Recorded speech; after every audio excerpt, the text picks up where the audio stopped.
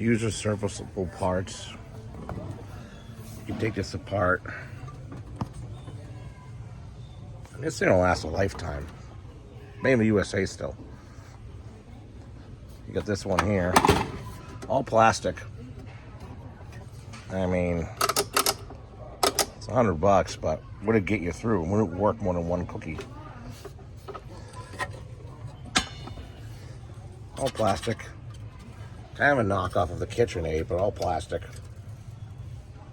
The question is, if you do kneading dough with it, do anything serious like dough kneading, would this eventually crack or ruin the plastic gears? Definitely non-user serviceable.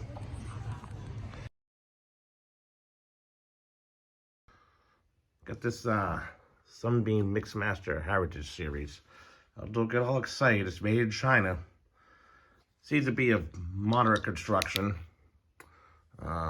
Plastic stuff here. Anyhow, what's happening is I took it apart to clean it and just assess inside of it. The reason why I got this, I want to do pizza dough, but the problem is well, KitchenAid mixers, while they're nice, they're very expensive to the point where, unless you're in the collective vintage appliances, they're all made in the US. They're made very seriously. You better off just buying them new. It's almost like used guns versus new guns. I mean, you could buy a Beretta 92 FS from the 80s for, say, $500 or $600. You might as well just buy an Italian new Beretta 92 FS with more modern options. Anyhow, for $700. All right, so I use two hands to lock it in to make sure I know it turns. This is the problem stuff. And then this is right around when things start really getting bad, parts and stuff. And then it just turns, like it doesn't want to do anything. Same thing. All right, we got this part out. See, this is sad. Can you imagine making this for Christmas in the 2000s and it's like, doesn't engage? Yeah, it all comes out through this way. Very simple kind of design. We're going to take apart this and look at here very carefully. Hoping the plastic doesn't crack. But as you see, flour got in there. You know, the debris got in there. It's kind of pointless because it probably gummed up the gears somehow. And I bet there are plastic gears in there. It looks like,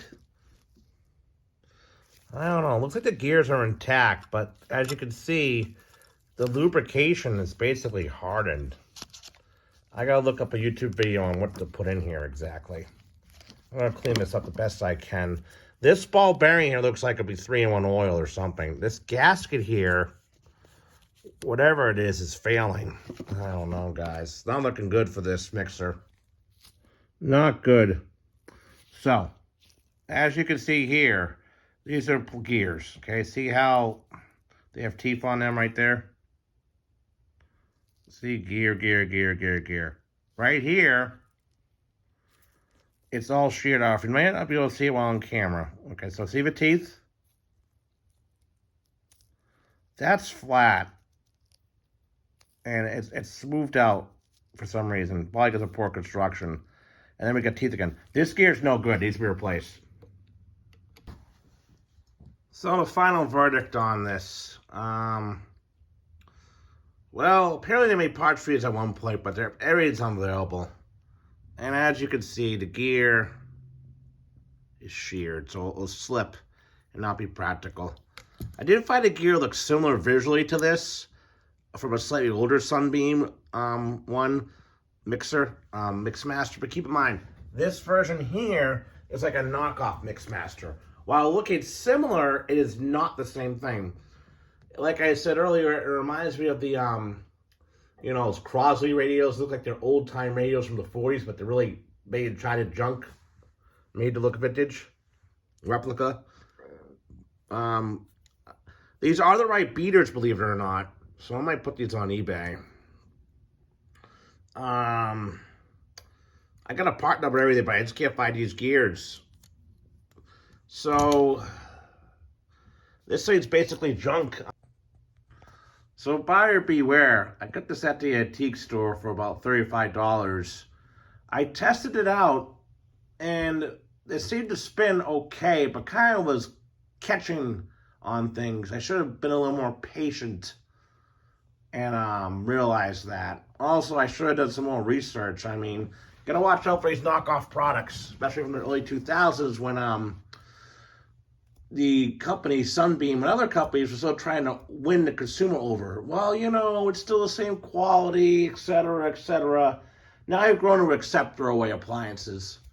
It's to the point now where brands basically are just a sticker slapped on something. They don't really mean much in a lot of situations anymore, especially with common consumer goods. So, I should have never bought it.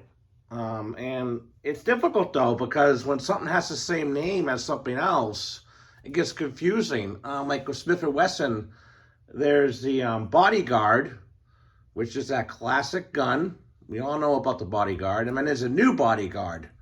With the exception of them being revolvers and both taking 38, they're totally different guns. No compatibility in parts whatsoever. I actually owned a Bodyguard 38 at one point. It was my first revolver I owned. I did not like it at all. I felt it was strange.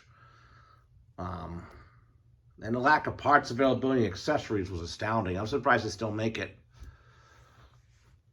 So I'm just going to knead my dough by hand for the pizza that I make, which maybe is once or twice a month. And then I'm just going to get a simple hand mixer